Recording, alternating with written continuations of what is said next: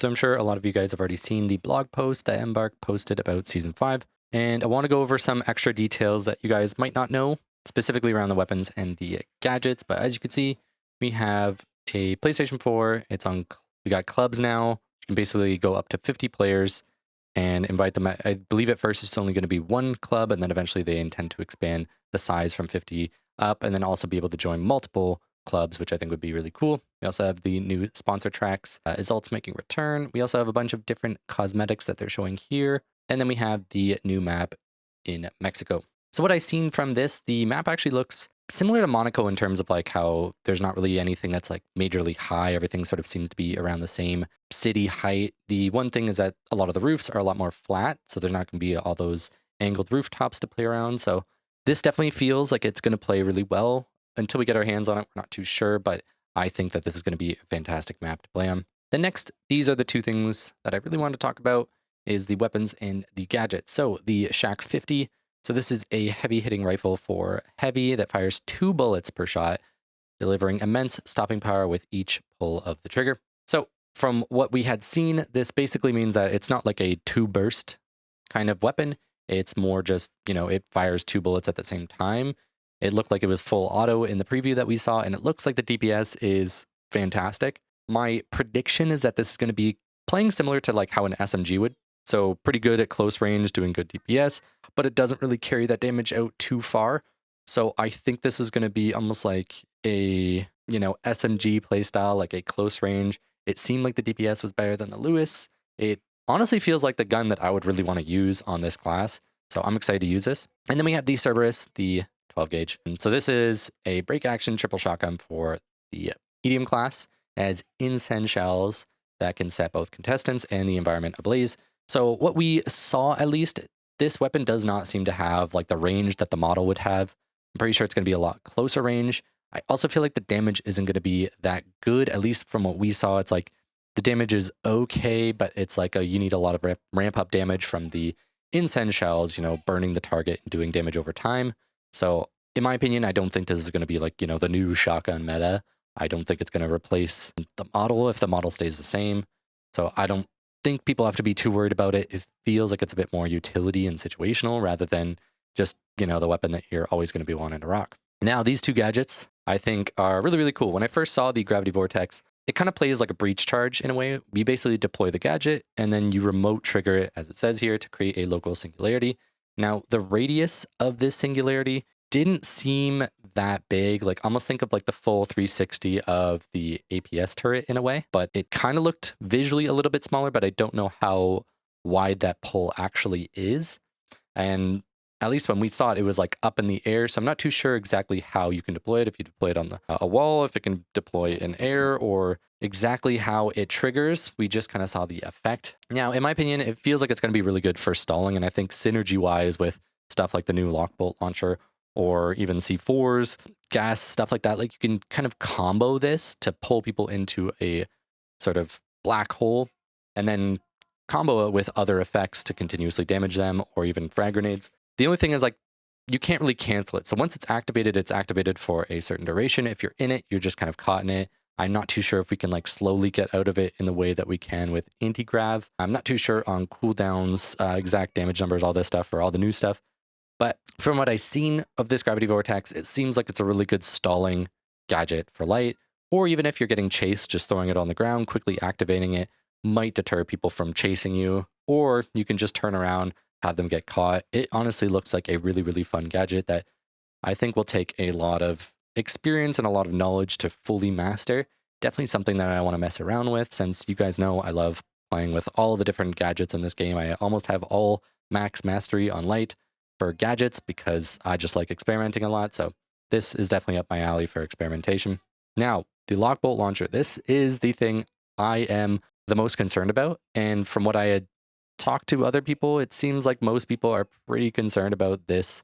Now, the lockbolt launcher, it's a gadget for heavy that shoots an anchor into the environment that captures and holds up to 3 people. Players are still able to move when anchored, but they won't go far. So let me try to explain this. If you know like Mora ulti from Overwatch, that's a pretty good example, even like a Zarya ulti.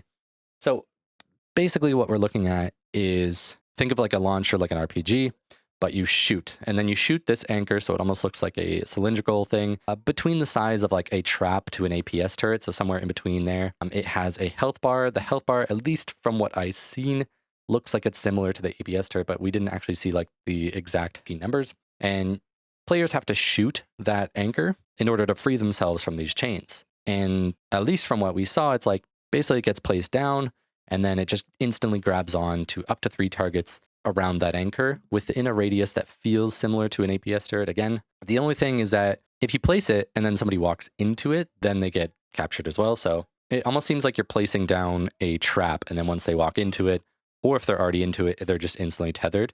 Whereas, say, something like a glitch trap, it takes a while before it's ready, before the activation goes off to it being able to actually tether and grab things. So this being an instant activation just kind of scares me. And even then, having the range basically being like a pretty hard CC on the tankiest class that really wants to be up in people's faces, just it worries me. I got to be honest. I'm not too sure how it's going to actually play. We really need to get it in our hands before we can fully judge it. But at the moment, the lockbolt launcher is one of those things that has me and basically the entire competitive community a little bit concerned, because this thing honestly looks overpowered. But again, until we have it in our hands, it's hard to say. Now, to carry on, again, I don't know cooldowns, I don't know damage numbers, I don't know anything like that, even effect duration. From what it seemed, it's like the anchor just kind of stays there until it gets, shot and destroyed. So in theory, there is a counter, but think of it as, you throw your anchor down, then you instantly throw a bubble on that. Well, now they have to shoot the bubble, and then the anchor, and then the heavy could be standing on it to make it even harder. And then they just have an SA-12 in your face. You try to escape, they just winch you. Like the intensity of this crowd control just feels much stronger than anything else. Like if you've hated stun, you've hated winch, this just feels stronger than that. So I'm hoping it doesn't play as strong as it looks, but it's basically a long range instant hook that keeps people within a certain radius that they have to shoot. It's not just like a instantly grab and then they can run away.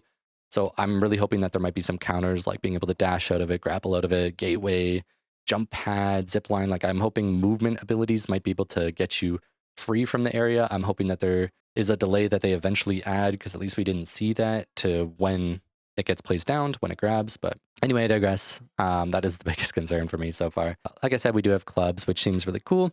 So as you can see here, we're going to be earning extra fans and XP. So it's really important to get into a fan. I'll definitely be creating one for my community. So up to 50 people, pretty much just be like the first people that get into it. Also be able to communicate, request team ups. So this is going to be really good for just finding people to play with. I'm really excited for stuff like this. It's really going to help bring the community together a little bit more. And obviously they intend to expand on it in the future. And we also have some of these sponsors. So we have iseult returning. Now they did mention that the sponsors are going to be returning from time to time. They're just kind of, picking 3 sponsors, and if they return, they return. And basically what happens here is if you pick iseult again, you're now going to be on the tier 2 phase of unlocking their cosmetics and rewards and stuff like that. So if you really want to be a true iseult fan, if you want to have that massive fan badge or whatever, then you're going to want to go iseult again and just keep leveling that up. But we are being introduced 2 new sponsor options, which is Via. We know that Via kind of was introduced when Terminal Attack came by. Definitely some really slick, white, red, and a little bit of black. Really nice cosmetics here. Also feels like in terms of cosmetics, the iseult one feels like the most unique, but I don't know if it really suits me, but it does look pretty cool. The Via one does look like it's pretty flexible, but again, it's sort of similar stuff that we've seen before, and it kind of reminds me of the Via fit that we already got from the Terminal Attack reward. And then the Dissen one, I think looks the coolest, but it is kind of just a reskin of the Battle Pass, especially with the mask that we've seen multiple times before. This hood also doesn't really go with a lot of things. Regardless, I'm going with Dissen because I just think Dissen's the coolest out of the 3 options here. And honestly, iseult kind of disappointed me when Holtau was just kind of taking the lead so often. So we're going Team Dissen. And then, as you can see, we got some limited time modes with the Snowball Blitz. And I think they're going to be trying to bring back more limited time modes over the future. But I mean, this one is, essentially just a team deathmatch, which is really cool. I'm hoping we actually get like a full-on team deathmatch added in the game in the future. We also have this wave system being added to Quick Cache, which inadvertently kind of affects the way that we've been doing scrims, but we're hoping that they introduce a new sort of like final mode simulator, or sorry, final round simulator for private matches. That way we can still do our comp play, scrims and all that, and that scene doesn't have to die down. I'm assuming we're going to get some sort of compensation because the wave respawn wouldn't really make sense in a 3v3. So hopefully something gets done there. And then we also have the meta overhaul. So I'm excited to see what the balance changes are. A significant balance update definitely is something that we want to see. Obviously, we were kind of bored of the shotgun meta, so I'm hoping that the devs definitely introduce some new, interesting ways to play. Again, I'm just kind of concerned if the shack and the lockbolt are really, really strong. It might be annoying. I think the shack probably won't be the main frustration, but the lockbolt could be. So I'm hoping we don't end up in like a hard CC meta era, but we will have to see what this implies. But either way, I think most people have been really wanting some sort of fresh take. I mean, Light has been the worst class since the dawn of time. We had a bit of a phase in Season 2 where it felt like it might be viable, but those dreams were crushed. The XP was basically gutted, and Light is just kind of in one of the worst states it's been in a while. So it'd be nice to bring that back. Also, Heavy has just been continuously nerfed over and over again to the point where like a lot of things on that class doesn't really feel too good. There's also been a lot of complaints about how the ARs just don't stack up to the model. So in general, a lot of the classes just have been feeling a little bit stale, a little bit annoying. There's been a lot of frustration with how the classes play out. So I'm really hoping that this meta overhaul means that every class is going to start to feel a lot better. And if we're going to be ensuring some fresh strategies and some dynamic gameplay, I'm not 100% sure what that means, but I'm hoping that it delivers. We're also going to be getting the jukebox. And there's going to be some more. Other things I can mention is we're getting red dot on the Lewis and the 93R, which is going to be pretty cool. They also mentioned some other sites, so I'm hoping to see some new sites in the future. Another thing is we're getting dynamic billboards. So think like Apex Legends, where there's the billboards that swap between, you know, like the leader of the last game or this kill leader now or whatever, something like that. It's basically going to show off our in-game players, I'm assuming with the poses that we pick and the player cards. So certain things like that are definitely going to add to the lore of the game.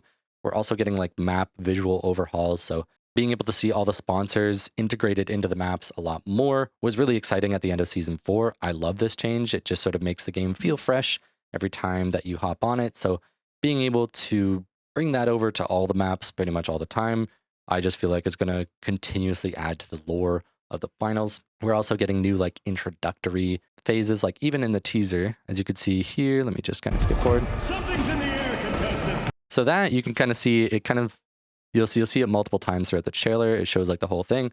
So this is basically the new intro. Like if you guys remember the way that the game opens up, if you start a game and you're just sort of walking through that tunnel of light and then you pop into the game. So this is sort of the new version of that, which I think is really, really exciting. We're also be getting a snow Kyoto map, which obviously is going to be really, really pretty. I think Kyoto, even though it might be the least favorite of a lot of people and it doesn't perform well, it is pretty. So I'm kind of glad that we're getting a snow version of that. But the overall feel and lore of the game is being expanded on. I think it's Season 4 when they introduced sponsors. To begin with, that was like one of the best steps in terms of just like fleshing out this world. So the new introduction to the game like this, they're also having like new loading screens, stuff like this. It's going to be adding more of a experience of like, you know, that you're in this contestant game show. It's just adding to that overall immersion, which I think is always a really, really good aspect of the finals. So I'm hoping that they just keep going in that direction and we see more and more. Obviously, there are a couple different skins here, and we have the new Trentilla sponsor. So yeah, either way, I'm hoping you guys are looking forward to Season 5. And if you guys have any questions or concerns, feel free to ask below, and I will try to reach out and answer as much as I can within what I'm allowed to talk about, or at least what I know. Obviously, I try to share as much as I know in this video, but there might be some things that you guys might want to get some clarification on. So feel free to ask that, and I will try my best. So anyways, have a good one. I'll see you guys in the finals, Season 5, coming soon.